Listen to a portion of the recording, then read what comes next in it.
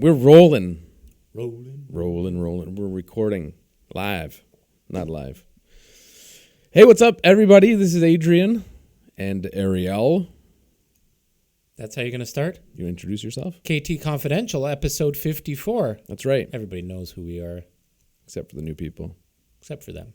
Yeah, anyone over the 17th viewer. Thanks for joining us today. Ariel had some good topics. We're getting a lot of views, actually, now. Yeah, a lot of people getting addicted to the show. Yeah, I like to think so. I listen to it in bed. If I miss an episode. You like to hear my voice when you go to sleep? Yes. Yeah, Soothing. It's soothing. Yeah. It reminds me of what I have to look forward to the next day. Today we are discussing a couple things. Actually, the first thing I want to start with is the topic you brought up about selling early. You're getting right into it, aren't you? Yeah. Okay, fine. Do you have something to say? Well, I don't know. I like to talk a little bit. You want to talk about your McDonald's breakfast? How's that sitting? Do you need to make a trip to the washroom before we get into it?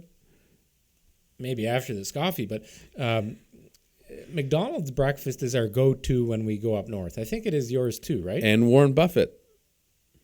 Warren Buffett? He's a big McDonald's breakfast guy. Oh, is he? Yes. Oh, I didn't know that. Yes, I think, if not daily, weekly. Wow. Regularly, yeah. So every time we go out to the cottage, that's the first stop. Yes. That's one of the things I look forward to most about that drive. Just that routine of going up north, get the McDonald's breakfast. Anyways, I was on my way here this morning. I had to make a couple of stops, and I was just so hungry.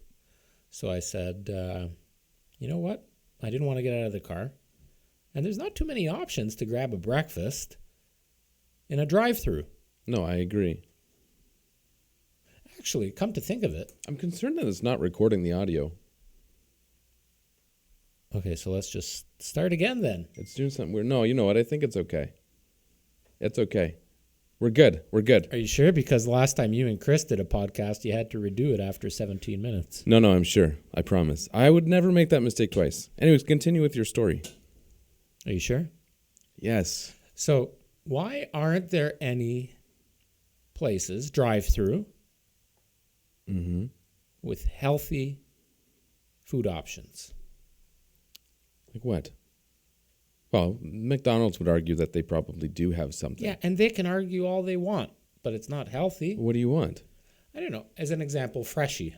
Freshie is a go-to place of mine, or Fresh Addicts here in Milton. You know, if those places had drive-through. Sure, but then I don't know if you've had the fruit bowls at Fresh Addicts. They're friggin' delicious. Don't they cost like $30?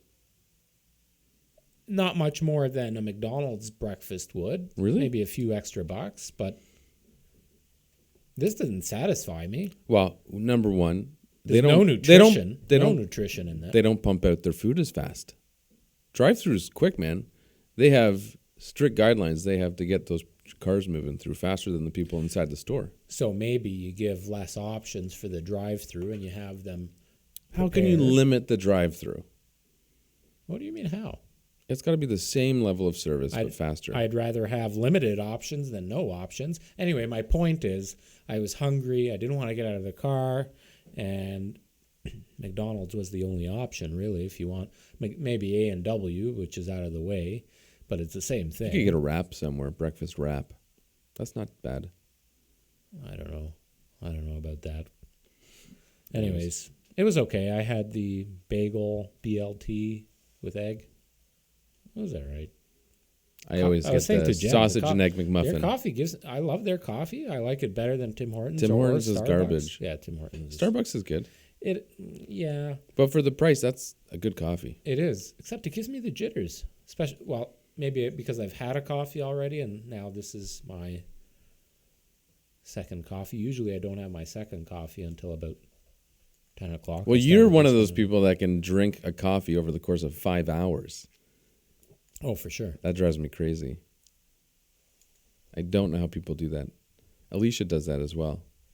Oh, well, I don't like, I'll come home at lunch and there's a cold coffee sitting on the counter, so I'll dump it in the sink, rinse the cup out, and I get in trouble. Oh, Natalie used to do that to me all the time. Yeah. And it drove me nuts because at 12:50 when I'm done lunch, if I wanted a little sip, not a whole cup, I still have it there from the morning. Anyway, yeah, you drink your coffee really quick. I enjoy it. I don't mind a little bit cold coffee. Anyway, so, yeah, my breakfast was good. Thanks for asking. Good. What did you have for breakfast this morning? A muffin. That's it? Yeah, I had to leave the house quick, so I grabbed a muffin. What kind of muffin? Carrot. So, interestingly, we're talking about this because, I'm working on the 2020 goals and plans for ourselves, for the businesses, for the team, for everybody on the team. And one thing that popped up into my Facebook feed this morning, which, of course, convenient timing, they were tracking my searches. Uh-oh. What popped up, Ariel?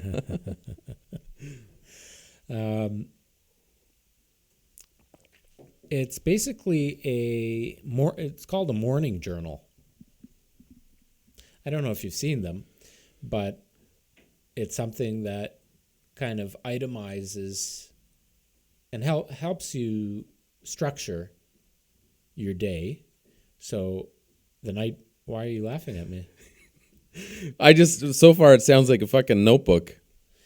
Kind of. That somebody's branding in a funny way. It's kind of a notebook. I took a screenshot of it this morning, so I'm going to, it's called the Morning Sidekick Journal. And on each page, it just kind of helps you structure your night and your morning. You track what time you go to sleep, what time you wake up, because it's all about having better routines, especially in the morning. Right. And then, the top 5 things that you want to accomplish today. And then at the end of the day, what did I accomplish? Right. That kind of stuff. And it's stuff that I've been preaching, but this journal kind of has that pre-formatted structure, so you don't have to give much So if you're thought not into disciplined enough to, so I have just this notebook with lined paper, and I write my to-do list. I check it off as I go, and I move things onto the next list which is the most basic form of your personal tracking. Right, and it works well. But it could work better. I don't think so. So you can go on to the next topic. I'm going to pull this up, and I'm going to let you have a look at it. I know exactly what it is. I've seen many variations of that type of product. And if that's what someone needs to stay more organized, then it's a good idea. I believe you would benefit from it. I don't think so. I think we should order it and try it. I am extremely functional and productive, and my routines work. So I wake up, and I have my notes and my to-do list, and I start picking away at them. Okay, what about everything else? Like what? Well, that's why I'm going to pull this up so you can get an idea. All right. Don't choose my topic. Go on to something you picked. Well, you said something else the other day. It was funny because you were on a local Facebook page with real estate agents, and this is a place where realtors go and they post various things, but one of the most common ones is, hey, I have a listing coming up. Stay tuned, and they'll give you a little bit of information about it. And somebody posted, I didn't even see it until afterwards. You sent me it. Oh, I know what you're talking about, yeah. Yeah, and this is an insider Facebook group. Insider realtor Facebook group. Realtors only. Realtors only. Local realtors only. Mm-hmm. Anyway, so this real estate agent posted some pictures of a listing they have coming soon. First word? I don't remember. Beautiful. Beautiful, right. Oh, yes, that's right. And so you showed me the pictures of this place. Emphasize beautiful. Like capitalized or exclamation? No, mark? Just the way it was written. It was like right. This beautiful place. Right. So this is like the perfect example to bring us into a conversation about how people overuse words. They use words inappropriately, and it pisses me off. So the house is old, outdated. It's average at best. Oh, no, it's fugly. It is. Those floors don't match. The floors don't match. They're like, the colors are just brutal. It's all of the light woods, that yellowish wood that right. But you likes. said it. You said it best. Is fugly?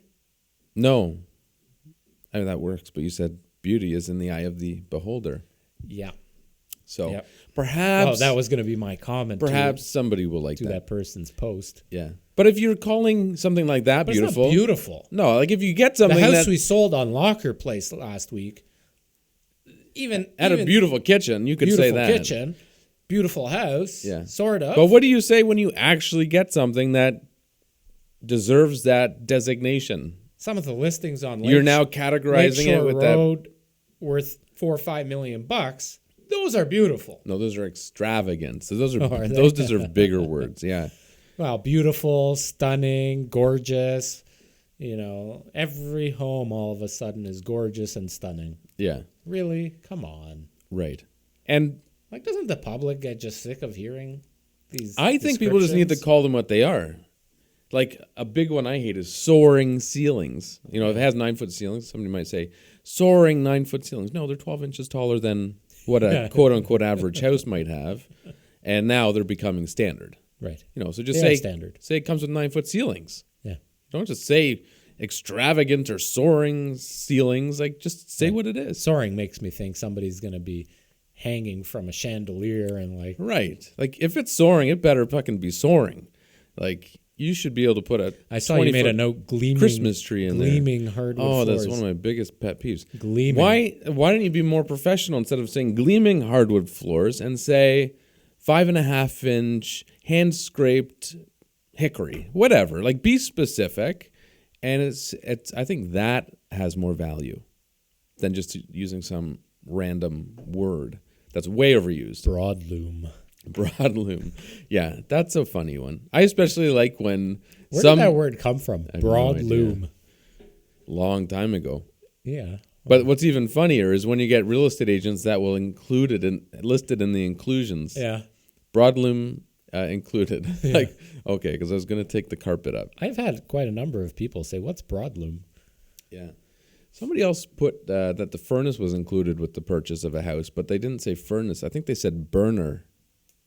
I've never heard of that term. Gas burner. Seems like an odd way to describe it.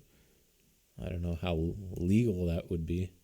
Well, technically, there's gas combustion. I don't know. Maybe it was an old term. It was an older gentleman. So as we were chatting here, I pulled it up, habitnest.com, the morning sidekick journal. I'd be curious, you know, anybody that is listening or anybody that we know, if anybody's used this. But so the first picture, it literally looks like our notebooks, our moleskin notebook. Yes, it is branded on the front. That's what I'm saying. It's the same thing. Oh, hang on. Becoming a morning superhero. Increase your productivity, goodness. track your progress, and get laser focused. So, day one, it gives you a pro tip on what to do each night. Complete the following before going to bed. Pick out your clothes. Do you pick out your clothes before you go to bed? I wear the same clothes every day. Do you? No, you don't. This branded shirt and a pair of jeans. Every day? But to answer your question, no. Okay. I don't. Okay. Number two, choosing what you want to eat for breakfast.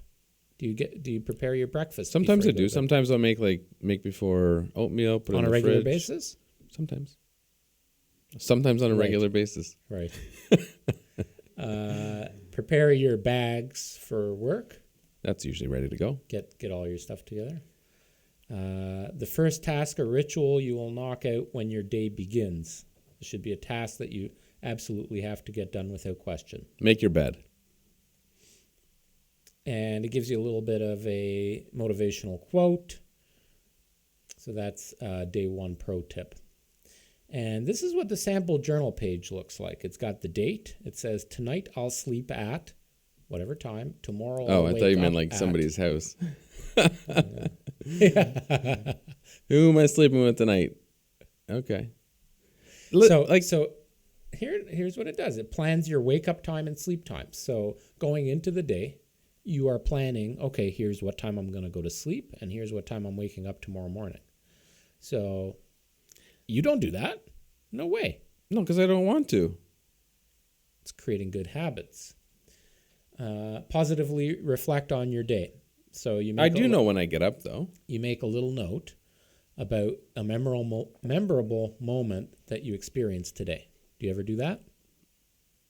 No. Okay, so this is what it forces you to do. Well, this is the thing. It doesn't force you. People could do this anyways. Okay, it guides you. It helps assist. So for somebody like myself that's training our staff to become better routined, yes, good habits. I agree. And, I like to do as I preach. But here's the big question.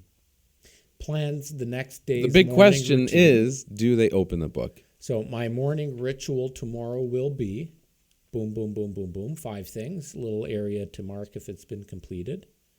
Then it tracks your sleep and wake up time. So it says last night. No, I get it. It's got a lot of information in it. My most important task But the big thing, it's like is somebody says, what's the best CRM? Well, the best CRM is the one that you actually use. Can improve myself is... Okay, so see, this is your personal CRM. Yes. Essentially. Yes. So if you don't have a CRM... Right. What are you doing?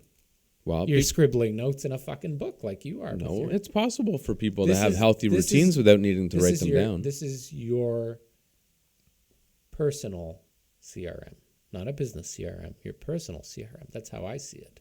Sure. But do people use it? Do you need a business CRM? No, you could have a notebook. Yeah, that is a notebook. It's literally a notebook. But it's guiding you as to what you actually need to do. So I'm a big fan of this. I'm going to look into it. Okay. It gives you 66 days of tracking. It gives you new content every day, something motivational. It challenges you to stay on track. So I think there's value in that. Let me know how it goes then. Do a 30-day trial.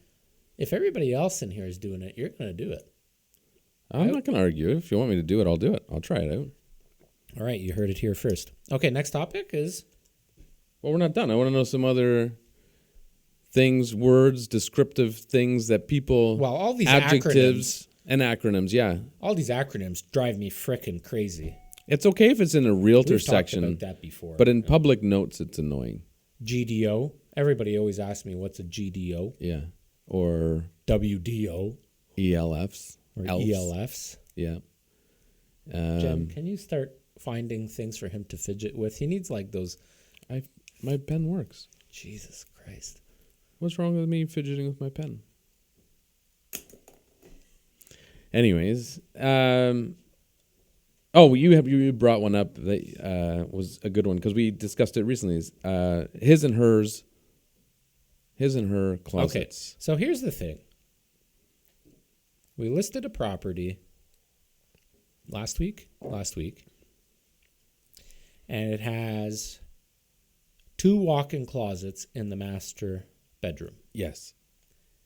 For years and years and years and years, this would be advertised and considered his and her walk-in closets. Yes. So, not even thinking about it when I wrote the description for the property, I put his and her walk-in closets. Yes. And then some of our team members... Me. It was just me, really. No. I brought it up. No, it was Chris, actually. No, it wasn't. It was me. Was it? Yeah. Jen, thank you. Huh. Interesting. Yeah. So you... Okay, well then go ahead and talk. Well, I just thought it was... I've noticed... Builders are no longer, well, I don't know if all builders, but I've noticed some builders are no longer using that term. And so it made me think, and I think it's more appropriate to use a different term for many reasons, not, just, it could be his and his, or it could be one person living there, or maybe they just got a divorce and saying his and hers doesn't offend her or him, but makes them upset, right? So just sticking with 2 closets is maybe, double walk-in closets or something more generic. Gender neutral. So, is there anything else that would be gender neutral that you'd have to be cautious of when it refers to homes? What if it had a urinal? I'm going out on a limb here. The house has a urinal, and we put descriptive little signs in the house. You ever use a bidet? No.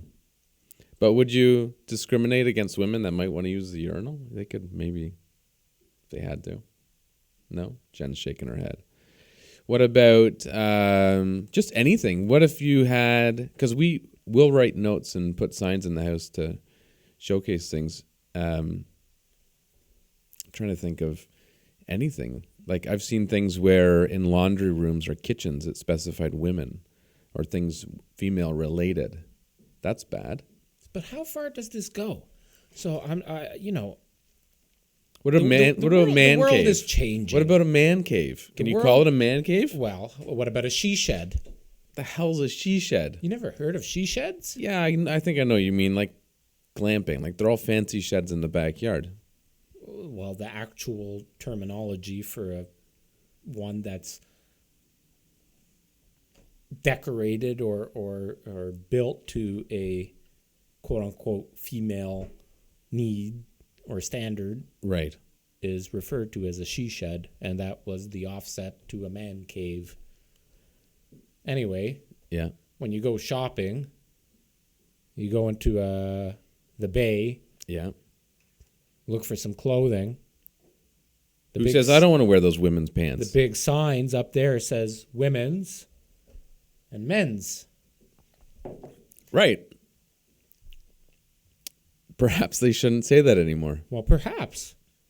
It's a good point. The world is changing. But where do you draw the line? I don't know. It's a very confusing time, I think, for the whole gender thing. It's got me a little confused, I'll admit. I'm not. You're confused about your gender? I'm not trying to be insensitive or anything like that. But I like getting Jen to laugh. Who does it offend? Who doesn't it offend? Who cares? Who doesn't care? You got Don Cherring saying "you people," and then it blows up the whole country. You know, what does "you people" refer to? Yeah. You know, God for, so.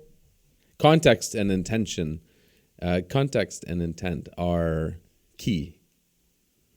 And right. I think people forget about that sometimes. Well, people are going to get offended by anything. People are way too sensitive. That's the world we live in. Yeah. Way too sensitive. Well, it's like you and Chris were telling me about your kids being in school and they have to be removed from the classroom when another child acts so there's out. a kid in there that lashes out. What is that out. called? Chris told us yesterday there's a name for. Oh, I don't remember. It's some kind of protocol. Yeah. Yeah.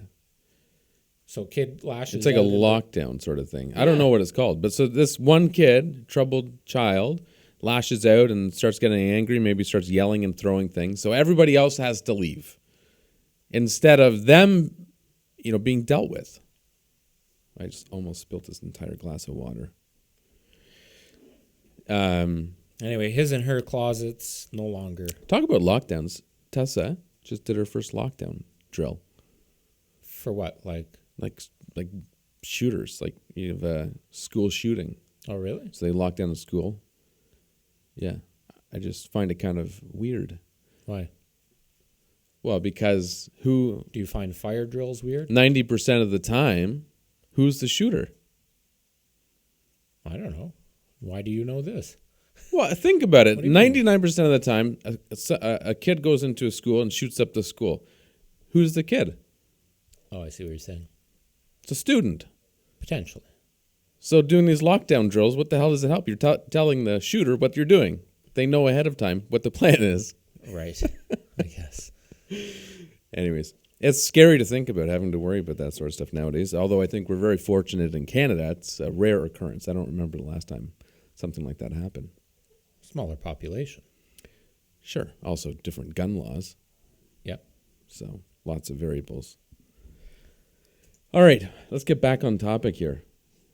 Can you think of anything else that's questionable? Gleaming floors, soaring ceiling, his and her closets, all those stupid acronyms. Someone saying it's stunning when it's really not. Like a semi, I know you hate that one. End unit don't even get me started. Just like a semi. Yeah. No, it's an end unit townhouse. That's right. There was another one I saw recently. A lot of people don't know in Milton that townhomes have an easement at the back of the property to allow for a pass-through to the other townhome. So even if you're an end unit, you have that easement in the back of your lot. Usually it's about 3 feet to allow for a pass-through to your neighbor's backyards. In a semi, you would never have that because you each have access to your backyard. Yeah. So even though, yes, both homes are only attached from one side, there are many differences. Well, I saw one recently that was when they went another step. This was a link home. So it was linked above ground by the garage only. Okay? It was an end unit, link, connected by the garage. And this realtor... Just like a detached home. That's what they wrote. Just like a detached home, or almost like a detached home, or something like that. This brochure looks really nice. Mm. The colors turned out really nice. Mm-hmm. Just looking at for those of you listening, I'm just looking at our property brochure for our new listing today. Looks Bison Circle. Bison Circle. I think that one's going to sell quickly. Do people know what we do? We never really talk about it. About what? That we run a real estate team.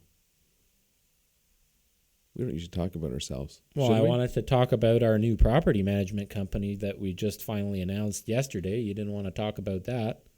No, one step at a time. So, yes, we sell homes. Okay, let's move on. Is it good or bad if your home sells quickly? Okay, this is a good topic because it's happened many times where, let's paint a picture. So, Got 3 minutes. What? You got 3 minutes. You have to go? I got to go pick up those keys for the next showing. Oh, jeez. So apparently this showing, the keys are at the That's brokerage. annoying. Yeah, I don't even want to. Put a lockbox. Got to go to the brokerage, pick up the key, go to the property. Yeah. Then return the key. At least here is relatively close to the house, the property. So is it good or bad if your home Okay, sells so quickly? here's the situation. You're a homeowner. This happens often. You're a homeowner. We tell you how much your house is worth. You're surprised that it might actually sell for that much, and you're okay with it. Then we list it. Sells in a couple days. Now you question whether or not it was enough money. So 2 days ago, you think, wow, that's really impressive. If I can get that, I'll be happy. 2 days later, I don't know if I got enough money for it. So it's very normal to feel this way, and I can completely understand why people do. But generally speaking, when the house looks great and you price it perfectly, it will sell quickly. And that's the key. What a lot of people don't understand, and we hear it because we do sell our homes much quicker than the average. And that's because when you walk into it, it feels good. It looks good. It's been marketed well. Well, here's the... Let me just... Okay. So often we'll sell a home in a short time period. So as an example, the property we listed last week, it sold with multiple offers in 24 hours or 30 hours from listing, and listed at a valuation that was fair for seller and fair for buyer, but higher than maybe what somebody else would have told them the house is worth. Yeah. It sold for more than that amount. We got over the asking price, and the seller combats a little bit and saying, well, maybe we should wait till the end of the open houses. Maybe we should wait till those other showings come through. Yeah. So, yes, I understand and I sympathize with the fact that you think or you might believe that somebody else would also be interested, but doesn't mean that they're going to pay more, or it doesn't mean that they're going to even come up with an offer. No, especially when you're in competition. If you have... Oh, for sure. And in that case, I mean, there were multiple offers. You run the risk of... The most likely time for you to get multiple offers is very early in the listing process. Yes.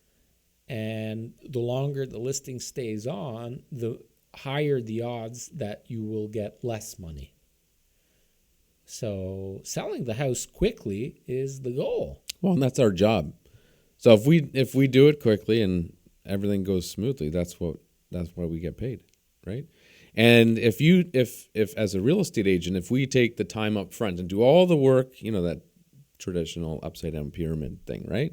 So you do all the work, you prepare the home, you stage it, you clean it, you make it look amazing. You prepare good marketing, all the photos, the video, all the online advertising. You do the open houses, all those little things trickle down to the very bottom of that upside down pyramid. And that tiny little triangle at the bottom represents the amount of time it takes to sell. So if you put in all the time up here, it will sell quickly. And that process becomes much more enjoyable and successful. Now, if you don't, you shortcut the whole system. The big part at the bottom represents a lot of time. It takes forever to sell. It's nowhere near as successful. The caveat is that I have seen times where a home will sell quickly for less than it should have. Yes. And oftentimes it comes down to poor negotiation skills. Yeah. And seller motivation. Like maybe they're under duress or could be. Sometimes we bought a townhouse for probably 30 to 40,000 under market value. Talk about a percentage, because 40,000 on a $2 million property means nothing. So 8%? 8%? Roughly 8%? Below market value. Below market value. Yeah. And I'd say that was due to an uneducated realtor. Oh, 150% did not know the market. No. But that's not hard. She was out of town, but it's not hard to gather data and come to a conclusion of an accurate valuation. And even, you see her fail. Well, we pushed her to make a decision quick as well. Yeah, we forced their hand because we came in with a strong offer. Yeah. Well, strong in relativity to conditions. Their asking price. Yeah. We came in very close to their asking price. We still managed to shave a few bucks off of there, but we waived all of our conditions immediately, gave them the closing date they wanted, came up with a good deposit and a good story, and that's how we got it. But her fail was not doing her homework on the other properties that were on the market at the time and not intimately knowing the neighborhood and the specific area where the home is. There's some unique characteristics with that property that play a big factor. I mean, one of the quietest streets in the neighborhood, that part of the street, backing onto green space, you're 4 steps from one of the nicest parks in Milton. She failed. Cost her seller probably quite a bit of money. Yeah. So... But at the same time, they seem happy. We can ethically talk about this transaction because we're actually a part of it. That's right. I'm not saying any street names or locations. Being very general. We can because we own the damn home. That's true. But yeah, so I think from a seller's perspective, I completely get it. I understand why they may question whether or not they should have or should accept an offer if it comes in really quick. But just, while if things are done right, it's common for that to happen. You should make sure that everything is, that you are getting good value for the house. So make sure you're hiring somebody that has shown you proof that, the price is right. What kind of muffin did you have? I already told you. Carrot. Now it got me thinking about muffins. Yeah, it was good. Anyways, I'm just trying to convey a message here that selling quickly is not a bad thing. If everything's done right, it should sell relatively quick. But it could be a bad thing. It could mean that your realtor's out to lunch on their pricing. They didn't do their job right. So make sure that definitively that things are, it's priced right. You've seen comparable. We got to talk about that some other time because that's a whole other topic. Because how do you make sure? Well, you can see sales. Well, just like anything else, you're talking about the townhouse that we bought. Do you use that as a comparable for another similar home? Right? Well, that's why you need a number of sales. Everything is so skewed. The point is, well, I don't know what my point is. That's why you need a number of sales. So, like, I have 4 good comparables to a house I valued yesterday. If I take 1 or 2 of them, the numbers become skewed. I guarantee you, so that home, if you price it at, whatever, $1.25 million, and it sells in a day, the seller will still question maybe the price. Maybe. You never know. Do you have a listing price for that house yet? No, not yet. About a couple weeks out, 2-3 weeks out. Anyway, I got to go pick up these keys. Nice chatting with you today. What are you having for lunch today? I don't know. I don't have my handy schedule on me. It's about proper planning. No, I think I am going to order these for the team. And I'll give you an example. So Steve Bruman, when I was sitting down with him and going over his 2019 year-to-date activities and goals, and we looked back at the 2019 planning that we did late 2018. And one of the things he had written in there was walking every day. That's his form of exercise. He enjoys walking for an hour every day. Mm-hmm. He hadn't been doing it, and hadn't been doing it for a long time. So I forced him to start. And with the exception of one day, every day for the last 3 weeks, he's been going, leaving the house at 7, coming back at 8. And I forced him at 8 o'clock every day to send me a text or a video or something so I know that he's completed it. Yeah. But a notebook's not going to accomplish that. That's my point. I guarantee you. Well, it is. Maybe it will for a short period of time. If you're sitting down with somebody and talking about it. And sitting down with the person is what does it. 100%. Someone holding it, because they can write whatever they want in the phone, in the notebook. If they don't feel guilty about it, they'll just write done. Sure. If you don't want to improve your life, then don't. Right. Right. It's like anything else. It's not that somebody doesn't want to. I'm sure everyone wants to. Okay. Why did you hire a personal trainer on Instagram? Because I needed somebody to hold me accountable. And it worked. You needed a plan. I didn't buy a notebook. You needed I hired a person that gave you a fucking notebook. No. I had regular calls with them. They could track everything I did. They gave you a plan though, right? A meal plan? But they were tracking me. If there was no person on the other end, I wouldn't have done it. Okay. So the notebook in itself is useless. Well, I didn't say it's not, because it's only, garbage in, garbage out kind of thing, right? Right. Only get out of it what you put into it. But they simplified it for you and said, here's the meal plan. All you got to do is follow this plan. Right. Same thing this journal is doing. It's saying all you got to do is fill me in.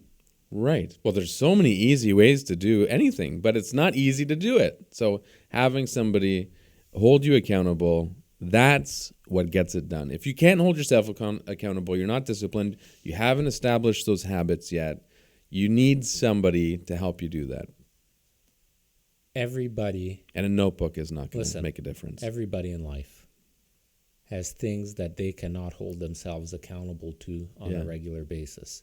I don't care what it is. If it's your exercise routine, your eating habits, your morning routine, your night routine.